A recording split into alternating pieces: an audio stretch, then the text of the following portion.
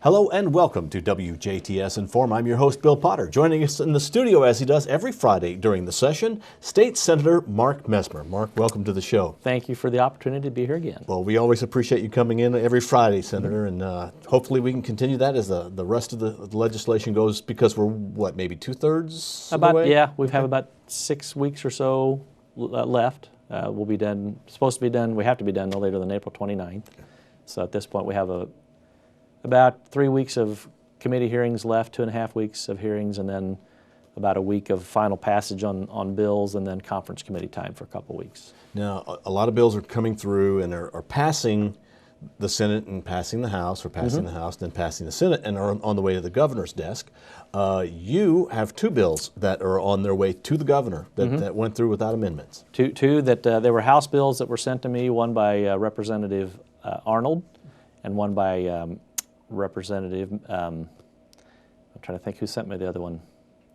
I'll think of it, from Evansville, Sullivan, Representative Sullivan. Yes, okay. Yeah, and one that Representative Arnold sent me would allow Department of Natural Resources to set up a bonus deer hunting season to sell 100 bonus antlered buck, whatever, permits to be submitted in the end of December. There'll be a lottery set up. You send in a $30 entry fee. Basically a fundraiser for DNR. We'll try it at the 100 deer level. There's about 125 to 140,000 deer per year, harvested in Indiana from hunters.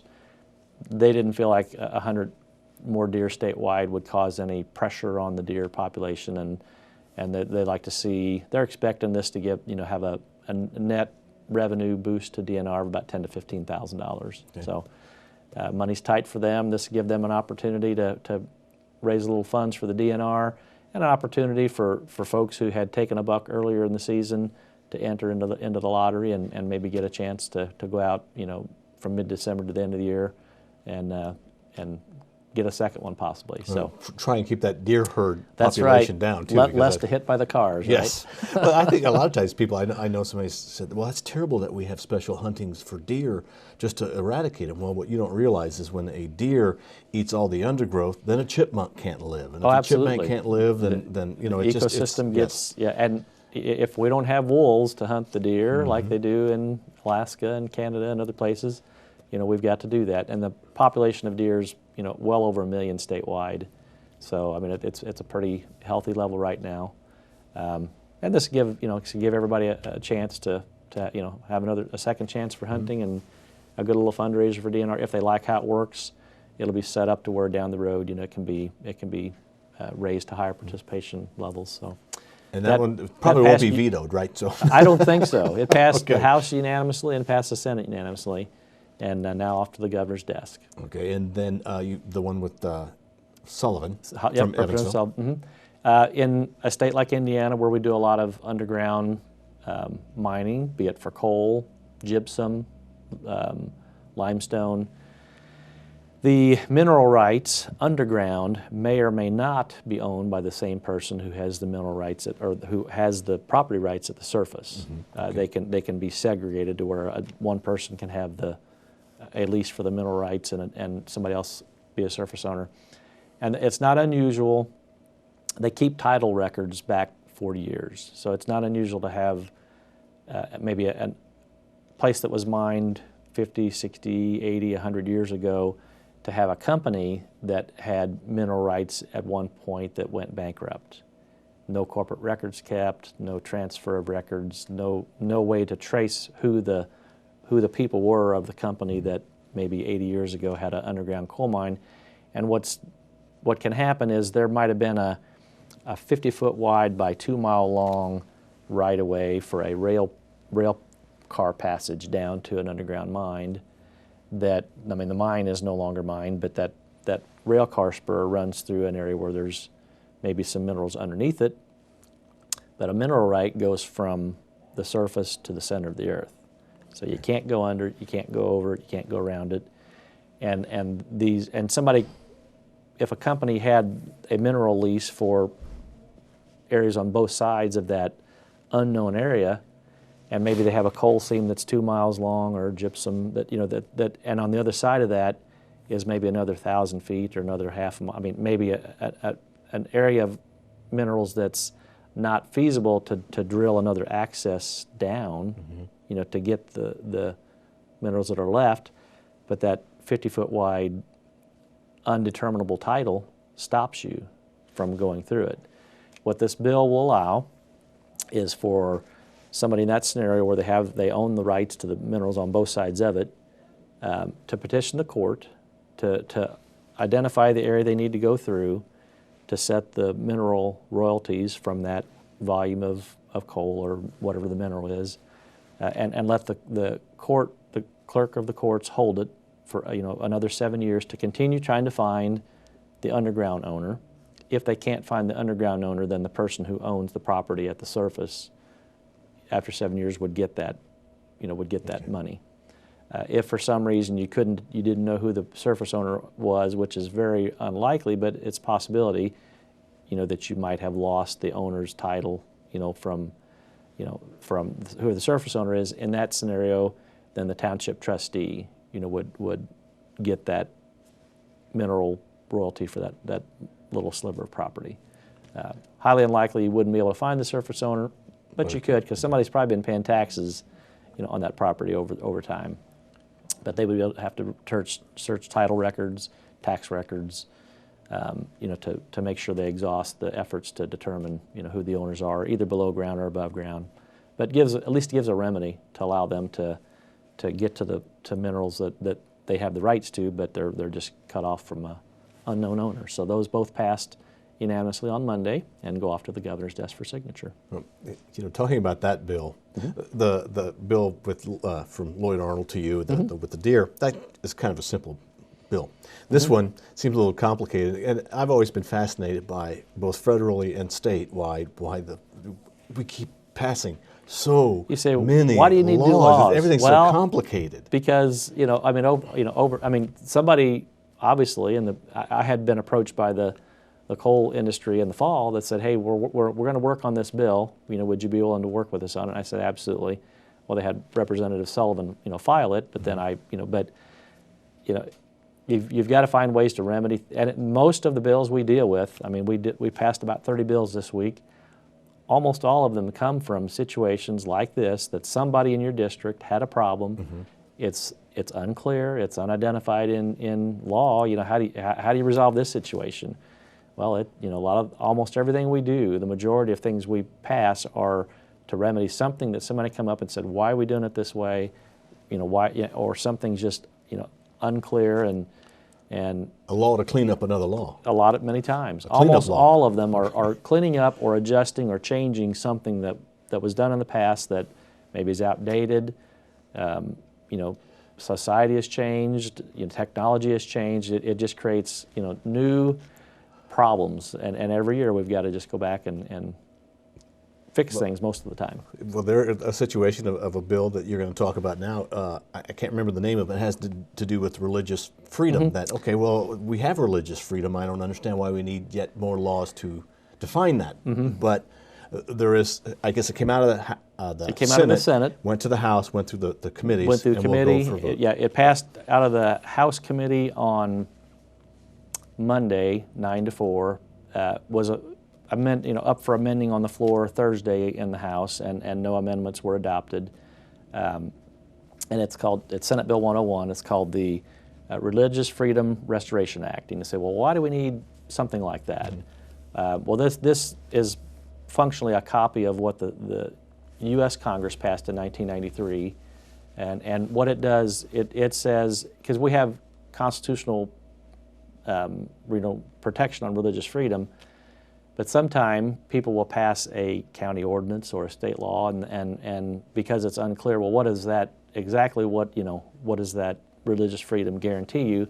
So they'll pass a law, they'll infringe on people's freedoms. Somebody's got to take them to court to challenge it. And this basically clarifies, more directly. In the case of the federal level, with the Affordable Care Act, this Religious Freedom Restoration Act at the federal level was what, when the Hobby Lobby business owner said, we feel like being required to provide some of these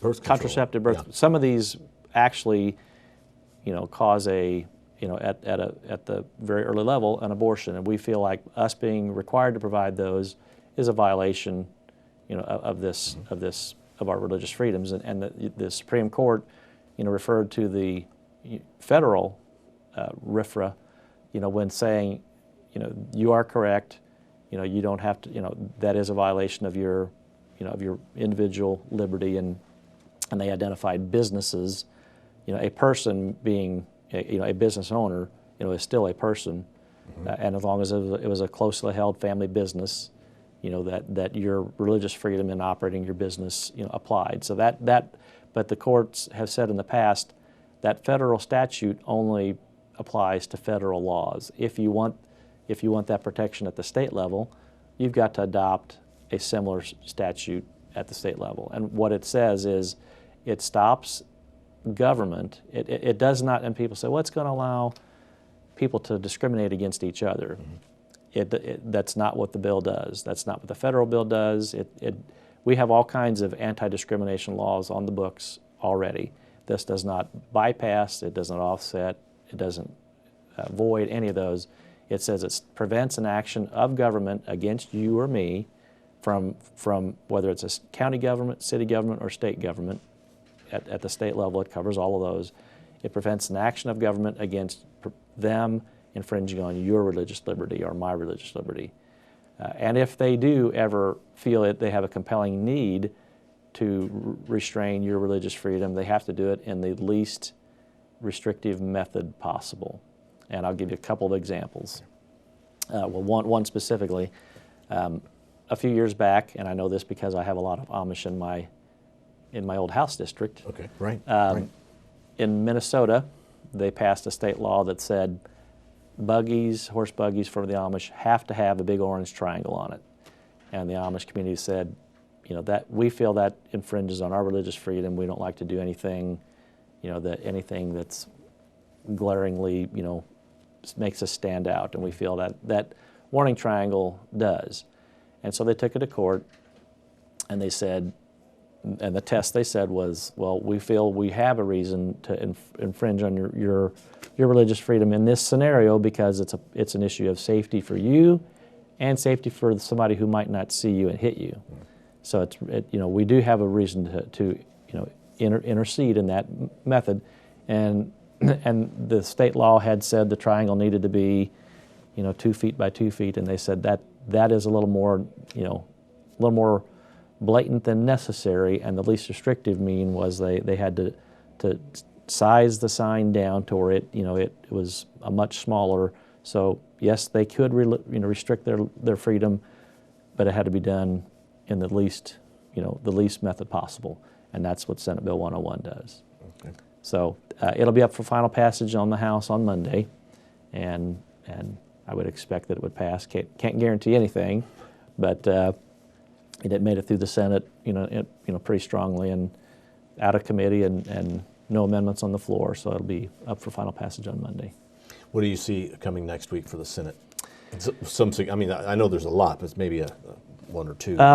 Budget hearings will ramp up. We heard the casino bill in public policy on Wednesday this week in the Senate. It's going to go to appropriations next week in the Senate.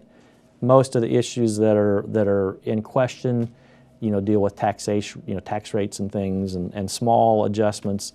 I mean, I think as a whole, the bill that passed the House, it covers most of the big issues that most of the casinos felt needed to be done to help make them more competitive. If we're going to have casinos and gaming revenue in the state, we need to make sure they stay competitive with now Ohio, Michigan, and Illinois that have brought casinos online.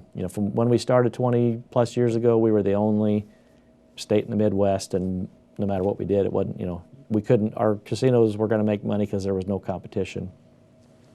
There's been a lot of competition crop up around us, and more coming. I think there's plans for an Indian casino in South Bend a few years down the road. Okay. So I think they're all wanting to just make sure that they're able to compete and operate profitably, and So most of the changes we dealt with were tax change rates, for all of them at some level, and we'll look at adjusting that a little bit more in Appropriations Committee. The big policy issues that were addressed that probably won't change, allowing the two horse tracks in Anderson and Shelbyville they have electronic gaming already, slot machines and computerized, poker tables and things.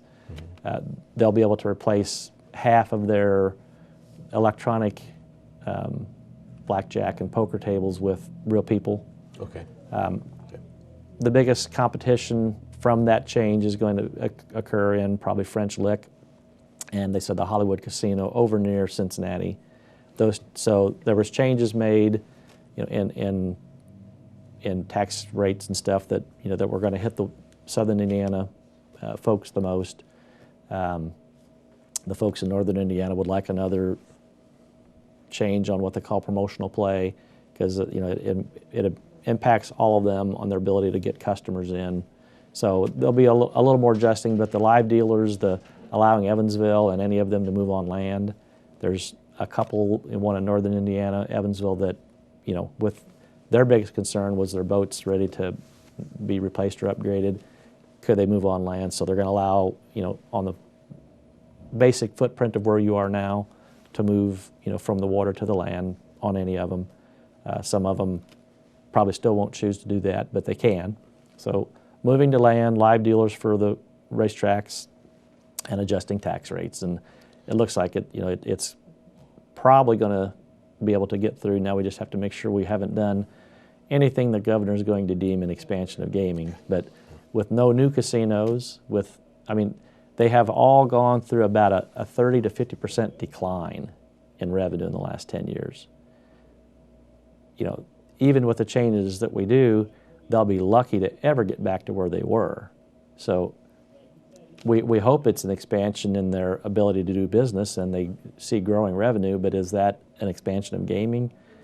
Well, we have to see how that's interpreted. But it'll be a couple of weeks before that really that'll gets be to that point, because you're still going through the process. Senate appropriations next week, and then the following week it would be up for final floor amending and final passage in the Senate. And it will have changed some, probably from what left the House. So then they could concur, or it could go to conference committee. But about another 2 weeks on that one, and that's kind of one of the headline issues that we're dealing with at this point. So it did get a nice vetting in public policy. We were able to hear each of the casinos came and said, none of them disagree with what's been done, but they said, we'd like to see this, and we'd like to. Each one had a little bit different area they'd like to see some tweaking to yet. All right. Well, good luck with another successful week at the Senate next week. Thank you. I have two bills two bills that passed out of committee this week that'll be up for final passage next week in the House, and a couple more bills being heard in the House next week. So, been very busy. All right. So you're going to have some active weeks coming up. Yep. All right, our guest has been State Senator Mark Messmer, who comes in and joins us on Friday night right here on WJTS in.form. We thank you for watching, and as always, we thank the State Senator Mark Messmer for joining us. We are local people watching local people WJTS.